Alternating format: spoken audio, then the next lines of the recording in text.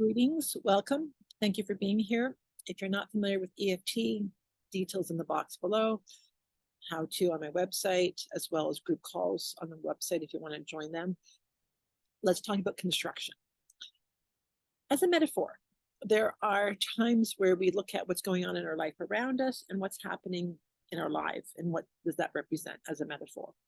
So I have a client right now dealing with foundation issues in their home. I've got foundation issues in my home. And it's like, isn't this kind of a little parallel as we unpack dynamics of our life and look at stuff? If you follow feng shui, they talk about how, closets in the basement or the attic represents the subconscious.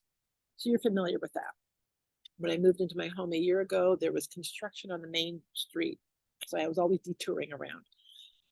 Again, more construction. Again, it's like, I think I've had more construction in this home than I have had other times in my life. It's like, what is it about this house and where I'm at right now? Anyways, so let's talk about construction and how that shows up in life, right? And what are we rebuilding? Because that's ultimately, what are we rebuilding? Are we, if you follow Abraham Hicks, they talk about lay down new pipes, just lay down new pipes. Don't worry about digging up the old stuff.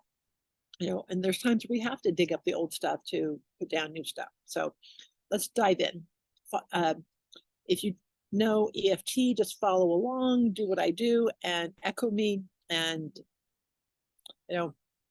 repeat the session if you need to do more than once. And thank you for being here. Starting with the side of the hand. Even though I have this construction in my life, even though there's these changes that are being made, and not all of it is under my control, I deeply and completely, gently and compassionately love, honor, and accept myself. Even though my life is under construction, what am I doing with my life? What am I rebuilding? Where am I recreating things? Why all this turmoil? Why all this topsy-turvy stuff? And I deeply and completely, gently and compassionately love, honor, and accept myself. Even though there's changes underfoot, I choose to be at peace with the changes. I choose to be in control. And I choose to be flexible and receptive to the changes around me. Receptive to the detours and receptive to the adjustments. And I deeply and completely, gently and compassionately love, honor, and accept myself. All these changes, all this construction, what am I rebuilding? What's with the detours? What's with the chaos? Construction means ripping things up, ripping things apart, carting away the old,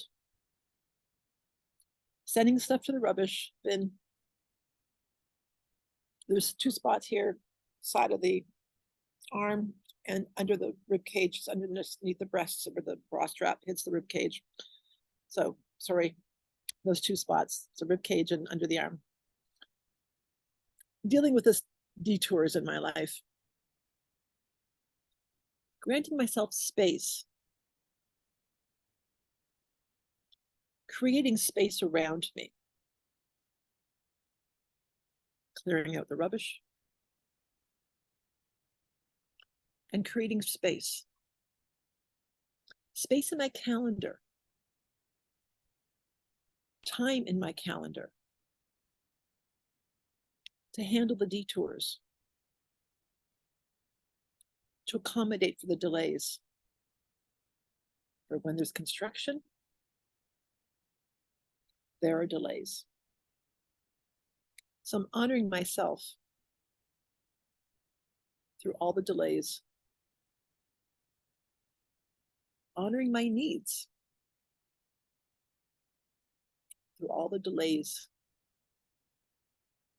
through all the disruptions. Isn't it a shame I have to deal with this? It is a shame. It's frustrating. It's sad. It's irritating. It makes me nervous and anxious. Delays can create problems. Chaos creates problems. I can't find my way. I can't find the things that I need. And so I'm struggling to move forward, struggling to find what I need, struggling to take care of me. All these changes,